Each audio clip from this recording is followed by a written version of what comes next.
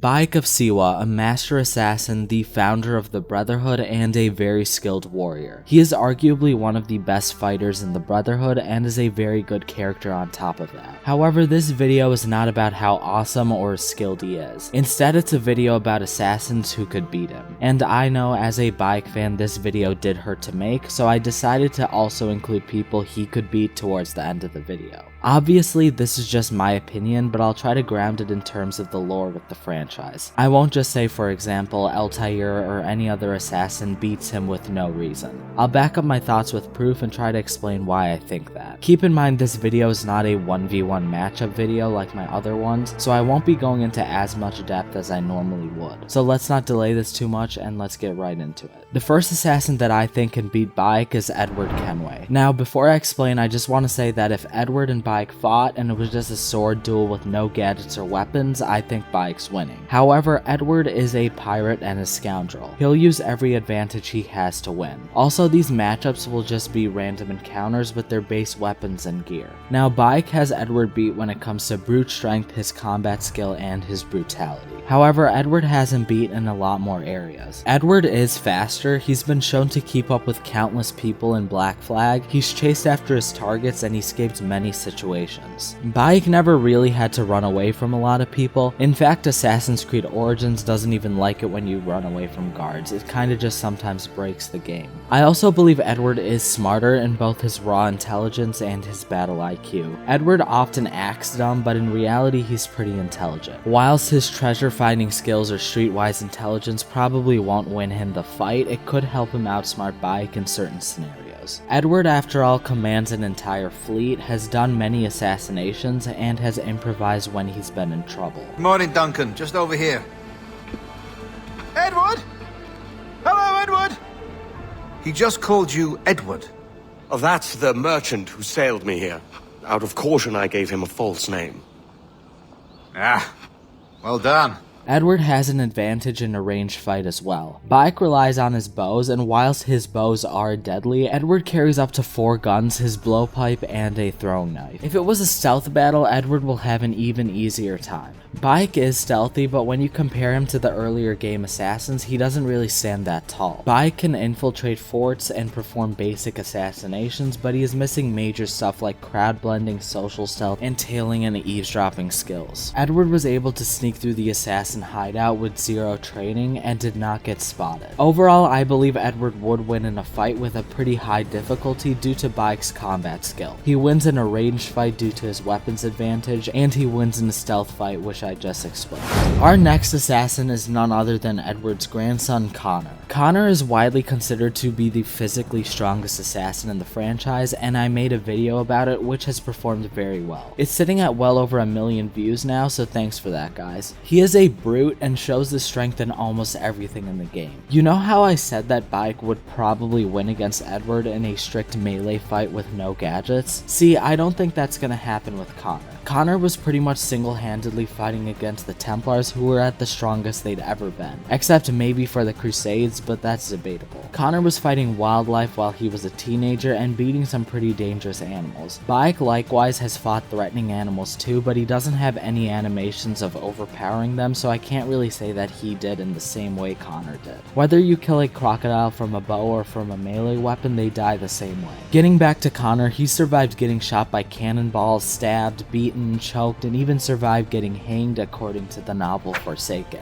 So even if Bayek lands a hit on Connor, I don't think Connor's going down. Bayek survived injuries such as falls, being tied on a cross, and beatings, but I don't think they compare to Connor's injuries. I'll leave a video in the description and the pinned comment going over the stuff Connor survived if you guys are interested. Connor is also an expert at hand-to-hand fighting, winning against the best brawlers in America according to the WaKy, which is pretty impressive. Connor isn't smart when compared to Bayek, and Bayek could get the upper hand because of that, so it isn't guaranteed for Connor to win, of course, but my money is on Mr. Kenway. Moving on to the next assassin, we don't have a Kenway, but it's Ezio Auditore, the GOAT of the franchise. Even if you haven't played the games, you probably have heard of him. And it's not just because of how good of a character he was, it's also because of how great of an assassin. Ezio was fighting against the Templars for 3 entire games, and even in his mid-60s. Now Bayek will likely be the hardest opponent Ezio has ever faced, but he's got it. Ezio's fought against people physically stronger than himself and overcame them. He has training from many different people, such as thieves and mercenaries. He's extremely smart, literally leading entire brotherhoods, tracking down treasure, solving complex puzzles, and navigating assassin tombs. In the Assassin's Creed Revelations trailer, Ezio straight up takes on an entire army with their own weapons, after presumably traveling for quite a while. Ezio's gadgets are very effective, and he carries bombs, a hidden gun, a poison blade, and stuff that would catch Bayek off guard. If Ezio for some reason can't beat Bayek in a melee fight, he can of course back up and use his ranged weapons. If Ezio doesn't want to cheese the fight like that, he could of course run away and try to attack Bayek through stealth, which will be very easy for him. I don't think I need to explain why exactly Ezio would win in a stealth fight, and if you've played his games, you know why.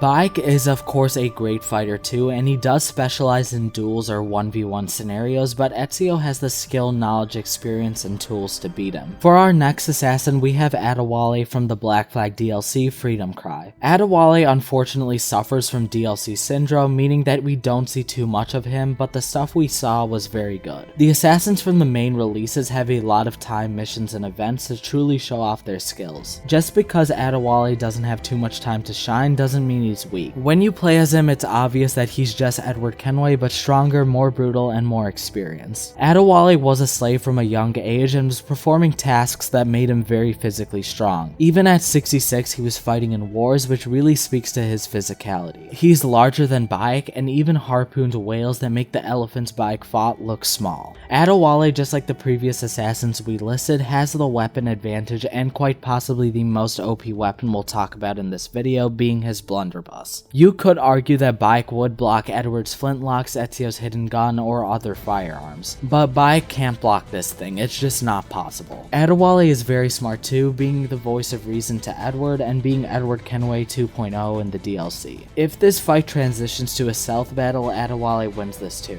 Getting the basic things out of the way, such as social stealth and gadgets, Adéwalé still has an advantage. There were points and areas in cities and small towns where Adéwalé would literally get attacked because of the color of his skin. There are missions in these areas which speaks to Adéwalé stealth skills. He doesn't have any other outfits or wear any disguises either. So in conclusion, Adéwalé not only has the physical advantage, he also has a weapon and stealth advantage, which would likely make him win against Bayek. For the last assassin that can beat Bayek, we actually have the first assassin in the series, Altaïr Ibn-La'Ahad. Widely considered to be the best assassin, the one who truly understood and changed the Brotherhood forever. Altaïr is the youngest master assassin in history. He faced an entire army single-handedly and won. He beat his mentor who had the Apple of Eden. When Bayek beat Flavius, it was just some random soldier who had the apple. Al-Mualim was the mentor of the entire Brotherhood, even stating to Altaïr that he kills people more skilled than him. Face me, or are you afraid?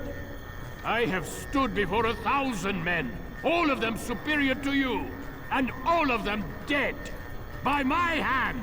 And we know Altaïr is pretty damn skilled. Obviously this statement probably isn't true, but whatever, I don't care, I think it sounds cool. With his assassinations, he investigated, planned, and carried out his assassinations single-handedly. Other assassins in the franchise usually got their information from their connections, but not Altaïr. This dude would march into a city, look around for clues, and carry out his job. Imagine we were tasked to do something like that, we probably wouldn't even know where to start. Oh, and did I mention that he did everything flawlessly? No, I'm being serious. He never got hit during the events of Assassin's Creed 1 and Revelations, courtesy of the sync bar. It pretty much means that anytime you lose sync, it's the user Desmond messing up and falling out of sync with Altaïr. Altaïr is also the smartest assassin, inventing tools such as the hidden gun, the double hidden blades, and the armor of Altaïr. Now, if Altaïr gets hit by Bayek, who knows what will happen, but Bayek will likely go down before he even knows what hit him. So Bayek has had kind of a rough time, so let's make his day a little bit better. Now we're moving on to the assassins that could not beat him in a fight. The first assassin that we'll start off with is Arno Dorian. I still believe that Arno is the weakest assassin we've ever played as. He's not that strong when compared compared to the others. He's smart but not wise, he's stealthy but not an amazing fighter, and he's just not experienced enough. If they fight, Arno will lose. The hardest opponent he fought was his master, and I don't think Bayek was even trying. Arno was kind of like a son to him, and he was constantly trying to turn Arno to his side. Bayek will just be too strong and way too skilled of a fighter for Arno. Now, if Arno tries to get him through stealth, there's not much for Bayek to do, but I feel like Bayek would just fold Arno in an actual fight. The way I came to this conclusion is I put up Arno against the arena fights in Origins, and Arno lost quite a few. The other assassins in this video cleared or almost cleared the boss's Bayek face, but not Arno. So Arno loses with some difficulty for Bayek. The next assassin that loses in my opinion is Basim from Assassin's Creed Mirage. This is the Mirage version and not Valhalla's, just making it clear. Basim from Mirage was just Arno Dorian but a slightly better fighter without his impressive gadgets. This matchup is the first one of the video where Bayek wins both in a ranged and melee fight. Basim, even though he's from a more modern time period, doesn't have a good ranged weapon. He has his throwing knives for sure, but Bayek can easily dodge or block them.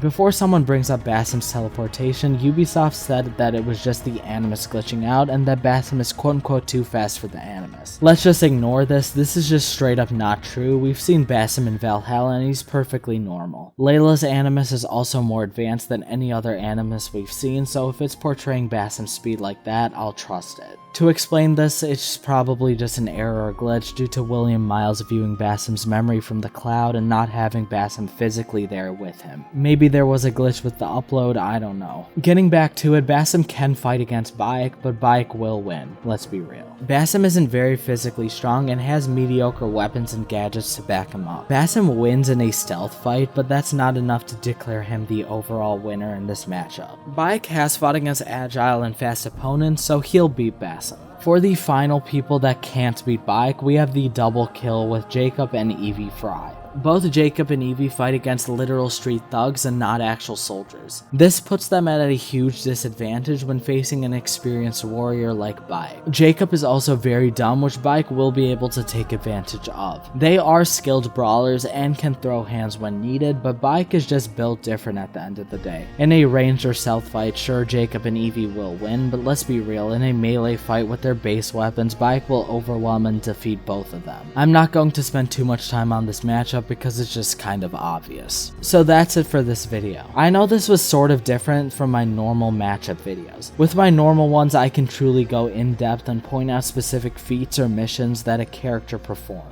But due to this video being sort of a rapid fire round, I couldn't go into as much detail as I normally would. If you guys enjoyed this video or if I missed or glossed over something, let me know. If you guys have any video ideas or questions, leave them in the comments. I'll do my best to answer everyone. If you guys did enjoy this video, feel free to leave a like. I make a ton of Assassin's Creed matchup or character comparison videos, so if that interests you, you are welcome to subscribe. With that being said, thanks for watching and have a great rest of your day.